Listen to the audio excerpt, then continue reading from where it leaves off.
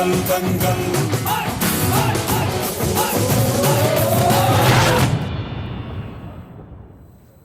आता पाहूया दंगलचं मराठी कनेक्शन, कारण दंगल हा सिनेमा सध्या खूप गाजतोय. दंगलचे एक मराठी कनेक्शन आहे आणि या चित्रपटाची कला दिग्दर्शक मराठी आहे.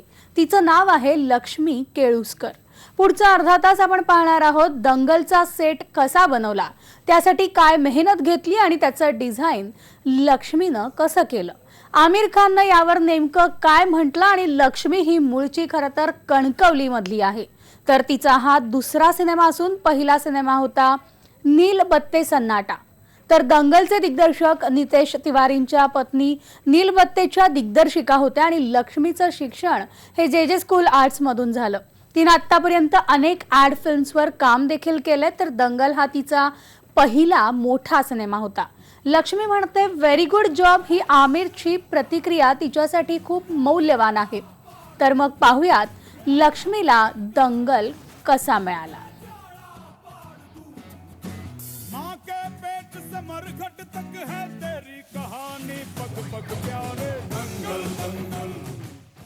दंगलचे जे डिरेक्टर आहेत नितेश तिवारी, त्यांचे काही प्रोजेक्ट्स आम्ही केलेले आहेत याच्या आधी, दंगल करण्याआधी. त्याच्यामध्ये ॲड फिल्म्स पण होत्या. प्लस त्यांची जी वाईफ आहे अश्विनी अय्यर तिवारी, त्यांची जी फिल्म नीलबट्टे सन्नाटा, ती माझी खरी तर म्हणायला गेलं तर पहिली हिंदी फिल्म आहे. ती फिल्म मी केलेली ॲज अ प्रोडक्शन डिझायनर. तर त्याच्यामुळे हा अप्रोच दंगल आम्हाला मिळाली. Basically all credit goes to Nitesh sir. म्हणजे प्रेशर भरपूर होतं, पण मी बऱ्याचदा विचारच नाही करायचा की मी आमिर खानचा पिक्चर करते. आम्ही विसरून जायचो असं फोर्सफुली की नाही आम्ही नितेश सरांचा पिक्चर करतो आहे, तर ते टेन्शन कमी व्हायचं. कारण जेव्हा पण आमिर खान असं वाटायचं की आम्ही आमिर खानचा पिक्चर करतो, तेव्हा खरंच थोडी भीती वाटायची की काम व्यवस्थित होईल की नाही, किंवा ते जेवढे एफर्ट्स घेतात त्यांच्या ॲक्टिंगमध्ये तेवढे एफर्ट्स आम्ही आमच्या कामामध्ये घेऊ शकत की नाही. तर ते थोडं टेन्शन होतंच. पण झालं, म्हणजे जे काही आमचं काम आम्ही केलेलं ते त्यांना पण भरपूर आवडलं. ते नेहमी ॲप्रिशिएट करायचं आमचं काम. जेव्हा पण न्यू सेट बनला की ते आम्हाला सांगायचे की लक्ष्मी व्हेरी गुड वर्क म्हणून. खरं तर प्रत्येक कलाकारासाठी पावती तीच असते जेव्हा त्या गोष्टीशी रिलेटेड किंवा एखाद्या मोठ्या व्यक्तीकडनं आपल्याला आपल्या कामाची पसंतीची पावती मिळते. सगळ्यात मोठी गोष्ट म्हणजे दंगलमध्ये हरियाणातलं गाव दाखवलंय, पण शूटिंग झालंय पंजाबमध्ये. लुधियाना शहरामध्ये शूटिंग झालं असून पंजाब आणि हरियाणा सांस्कृतिकरित्या अगदी वेगळे आहेत. दोन स्वतंत्र राज्य आहेत आणि त्यासाठी लक्ष्मीनं काय केलं, लुधियानात हरियाणामधलं एक छोटंसं गाव कसं उभं केलं, तेही तिच्याकडून जाणून घेऊयात. हो, हरियाणा आणि पंजाब हे दोघंही वेगवेगळे प्रदेश आहेत आणि खूपच वेगळे आहेत. म्हणजे तुम्ही पंजाबमध्ये गेलात तर थोडी सिम्प्लिसिटी दिसून येईल, व्हाईट कलर्स किंवा पेस्टल कलर्सची आहेत. पण हरियाणा हे खूप ब्राईट आहे. पूर्ण लेन्समध्ये किंवा घरांमध्ये पिवळा, भडक ऑरेंज, पिंक कलर वगैरे तुम्हाला दिसून येतो. पण पंजाब एकदम उलट आहे. तर आम्ही हरियाणामध्ये इनिशियली 10 ते 15 दिवस जवळजवळ सगळीच जणं, म्हणजे फक्त मी आणि संदीप नाही, पण बाकीची लोकं म्हणजे सिनेमाटोग्राफर, कॉस्ट्यूम डिझायनर, आम्ही सगळ्यांनी जाऊन रिसर्च केला. इंटरनेटवरून पण थोडाफार रिसर्च केला. आणि नंतर आम्ही पंजाबमध्ये जेव्हा आम्हाला लोकेशन्स मिळाली त्याच्यात सुयोग्य असे बदल करून आम्ही ते हरियाणाचं जे लुक होतं ते पंजाबमध्ये मिळवलं. अच्छा, हा जो बदल करायचा असतो म्हणजे मुळात चॅलेंज तेच असतं की हे प्रोडक्शन डिझाईन आहे, या फील्डबद्दल कुणाला माहिती नाही. म्हणजे आपण चित्रपट बघतो, लोकांना पडद्यावर भव्य दिवस सेट्स दिसतात, पण या सेट्सचं डिझाईन कसं केलं जातं किंवा त्याची काय महत्त्वाची भूमिका आहे एकूण चित्रपटात, त्याच्याबद्दल फार लोकांना कल्पना नसते. तर ते किती महत्त्वाचं आहे, कारण एक सीन वाईज तुम्हाला ते म्हणजे तसा तो एस्टॅब्लिश झाला पाहिजे. असा एखादा कुठला सीन तुझ्या डोक्यात आहे दंगलसाठी तुम्ही जो सेट वापरण्यात आलाय की तो सगळ्यात तुम्हाला टफ वाटला करायला? आत्ता विचार केला ना, आता खरं सांगू असं मला वाटतं की ते सगळंच झालंय, त्याच्यामुळे मला खरंच कळत नाही की कुठचं टफ होतं. पण बऱ्याचदा चॅलेंजेस आलेले आहेत. मुख्य हेच होतं की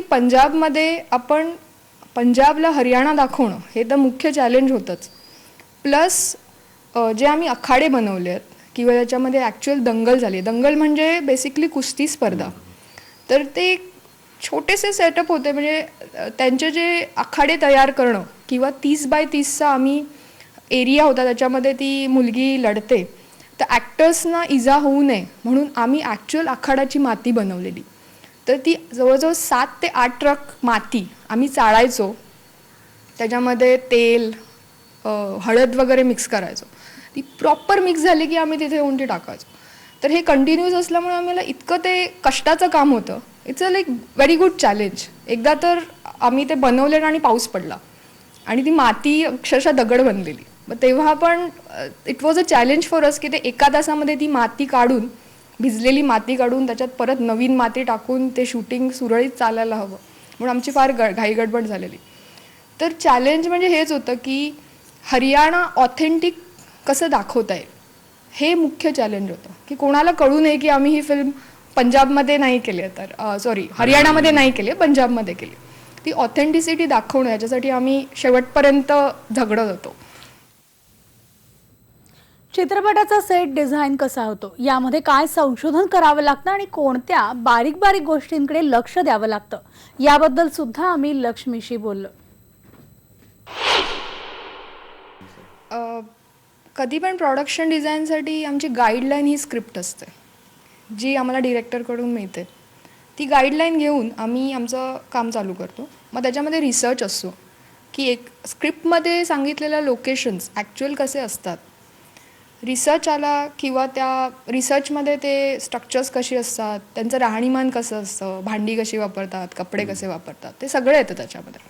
इवन कलर्स कुठचे असतात, म्हणजे आपले कोकणातले कलर वेगळे असतात आणि नॉर्थला गेलात तर ते वेगळे असतात. सो तो सगळा रिसर्च येतो. त्यानंतर आम्ही प्रत्येक लोकेशन बघतो. लोकेशन रेकी असतं, त्याच्यामध्ये जाऊन आम्हाला लोकेशन सिलेक्ट करावी लागतात की हे लोकेशन आपल्या स्क्रिप्टसाठी किंवा जे शूटिंग करू त्याच्यासाठी योग्य आहे. लोकेशन मिळाल्यानंतर आम्ही त्याचे स्केचेस करतो.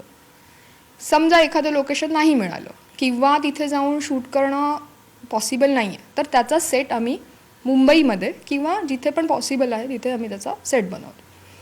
स्केचेस आणि रेफरन्स याच्यावर बरीच चर्चा होते. त्याच्यामध्ये सगळीजणं इन्वॉल्व असतात. डिरेक्टर, आम्ही, कॅमेरामन, सगळेच इन्वॉल्व असतात.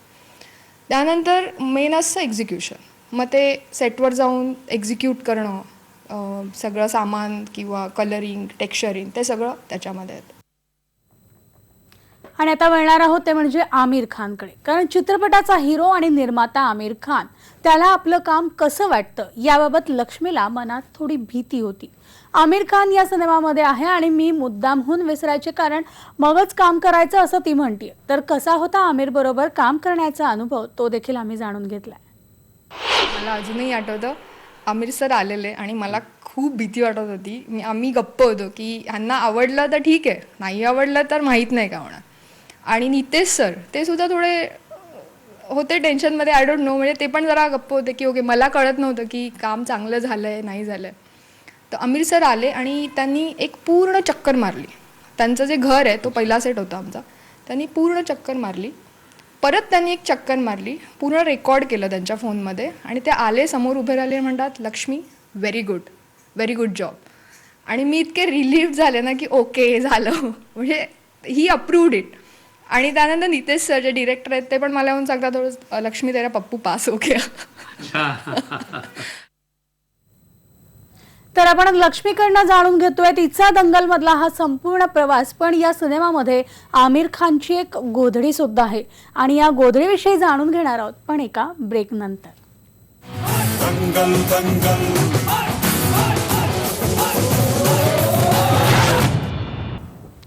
दंगल सिनेमा तुम्ही पाहिला असणार, तर त्यामध्ये खरं तर आमिर खानची एक गोधडी पाहायला मिळते. महावीर सिंगच्या मुली त्याचा गजर बंद करण्यासाठी येतात, तेव्हा ती गोधडी दिसते आणि ऐकून तुम्हाला आश्चर्य वाटेल की ही गोधडी लक्ष्मीच्या घरी बनली आहे आणि तीही तिच्या आईनं बनवली आहे. तिथून लुधियानाला ती नेण्यात आली. खरं तर गोधडी आणि आई हे खरं तर वेगळं आणि एक जुनं समीकरणच आहे.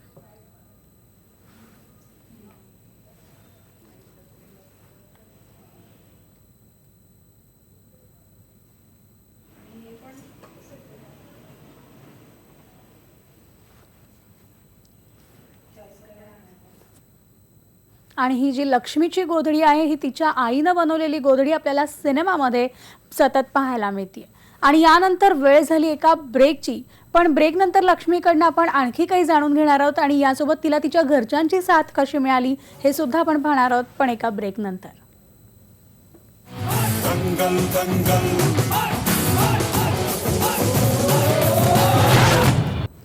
तर दंगल सिनेमामध्ये काम करताना लक्ष्मीला तिला सोबत मिळाली ती अर्थात तिच्या पतीची संदीपची. सेट उभारणं सगळ्यात महत्त्वाचं गोष्ट म्हणजे जसं आर्किटेक्ट एका जागेचा प्लॅन करतो, प्लॅन आखतो आणि त्या प्लॅनच्या हिशोबाने ते सगळं उभारणं, जसं आपण कन्स्ट्रक्शन करतो त्याच हिशोबाचं एक सगळं एक खेळ आहे. तर त्याच्या अगोदर आम्हाला एक स्टेडियम दाखवण्यात आलं की स्टेडियममध्ये मूळतः हा कॉमनवेल्थचा सेट बसेल की नाही बसेल. त्याच्यासाठी आम्ही पहिले जे स्टेडियम्स पाहिले त्यानंतर आम्ही एक बॅडमिंटनचा त्यागराज म्हणून एक स्टेडियम आहे ते आम्ही चॉईस केलं की बाबा ह्या स्टेडियममध्ये आपल्या सगळ्या गोष्टी बसत आहेत, फिट होत आहेत. तर त्याचा एक ग्राफ बनवण्यात आला. त्याचा ग्राफ बनवल्यानंतर पूर्ण ग्राफिक डिझाईनचा अभ्यास लक्ष्मीने भरपूर डीपमध्ये केला होता. माझ्या मते लक्ष्मीने एवढा छोट्या छोट्या गोष्टी त्याच्यातनं शोधून काढल्यात की इंटरनॅशनल मॅचेसमध्ये पण होणारे क्लिंच म्हणून एक असते, जेव्हा टाय होते हे मॅचमध्ये कसं दाखवायचं त्याचा अभ्यास पण तिने एवढा डीपमध्ये केलेला. आणि तो जेव्हा तिने ते सगळ्या गोष्टी बनवल्या तेव्हा मलाही माहीत नव्हतं की एक्झॅक्टली ही काय. तर तिने तेव्हा मला सांगितलेलं की हे क्लिंच जेव्हा होते, क्लिंच म्हणजे टाय होते मॅच, त्यावेळेला अशा अशा गोष्टी असतात. तर त्या गोष्टीचा अभ्यास तिने सुद्धा खूप म्हणजे डीपमध्ये अभ्यास केला आहे. तर ॲक्च्युली कॉमनवेल्थ पण डिझाईन करण्यामागचं एक मोठं कारण म्हणजे फिल्ममध्ये शेवटी ती एक महिला आहे, तिने फर्स्ट महिला आहे जिने कॉमनवेल्थ जिंकलेलं आहे. तर त्याच्यासाठी एक्झॅक्ट कॉमनवेल्थ कसं सांगू तुम्हाला, इमॅजिन केलं त्याने तिने, म्हणजे ती हो तिला ते खूप असं हे होतं ना, म्हणजे कॉमनवेल्थ म्हणजे जेव्हा ॲक्च्युली तिची एंट्री असते, जेव्हा कॉमनवेल्थच्या पहिल्या मॅचमध्ये ती जेव्हा एंट्री करते तेव्हा तिच्यासाठी दिसणारं किंवा तिच्या वडिलांनी तिला सांगितलेलं असतं की बेटा हर वक्त तुम्हारा पापा नाही आहे का तुमको बचाने का. तेव्हा तिला वडिलांना समोर ठेवताना ती जेव्हा एंट्री करते पूर्ण फिल्म ह्याच्यामध्ये थ्रू आउट स्टेडियममध्ये, तर ती एंट्री आणि तिला जे तिच्या पर्स्पेक्टिव्हने दिसणारा पूर्ण सेट, पूर्ण स्टेडियम ते किती भव्य असेल. तर त्या एका पर्टिक्युलर शॉटसाठी आम्ही पूर्ण भरपूर म्हणजे मेहनत घेतलेली की तो फर्स्ट टाइम तेव्हा तो कॉमनवेल्थचा स्टेडियम दिसणार होता. आणि त्या स्टेडियममध्ये जेव्हा ती स्वतः म्हणजे तिच्या पॉईंट ऑफ व्ह्यूने जेव्हा आपण बघतो पूर्ण स्टेडियम, ते स्टेडियम त्यावेळेला खूप भव्य दिसत होतं. आणि तेव्हा आम्हाला खूप असं वाटलं की खरंच आपलं खूप छान झालं काम.